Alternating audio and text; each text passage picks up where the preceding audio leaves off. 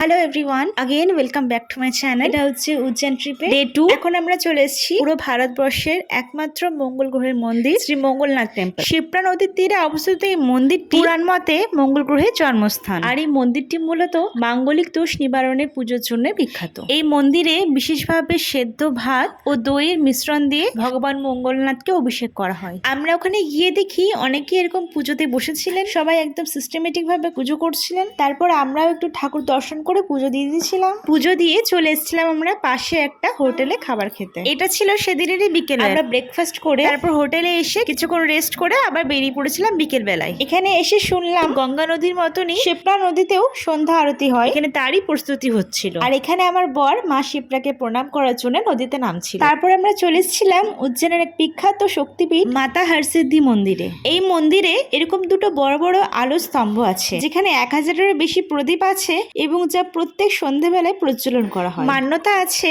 এই প্রদীপ প্রজ্বলন করলে মায়ের কাছে সমস্ত মনস্কামনা পূর্ণ হয় এবং এই প্রথা চলে আসছে রাজা বিক্রমাদিত্যর সময় থেকে। কি সুন্দর লাগছে দেখো এই প্রদীপের স্তম্ভগুলো। তারপরে আমরা চলে এসেছিলাম ওই মন্দির চত্বরে আরেকটা গণেশ মন্দিরে, আর তখন হচ্ছিল সন্ধ্যা আরতি, তাই আমরাও সন্ধ্যা আরতিতে যোগ দিলাম। তারপর অনেকক্ষণ ওখানে ঘুরে এদিক ওদিক গিয়ে আমরা চলে এসেছিলাম আবার শ্রী মহাকালেশ্বর জ্যোতির্লিঙ্গে। এখানে নাইট টাইমের ভিউটা যেন আরো সুন্দর, আরো মনমুগ্ধ করার মতো। এখানে কিছু ফটো ভিডিও তুলে আমরা চলে গেলাম গর্ভগৃহের দিকে। সেদিন সকালবেলা এসেছিলাম বলে খুব একটা বেশি ভিড় ছিল না, কিন্তু আজকে প্রচন্ডই বেশি ভিড় ছিল।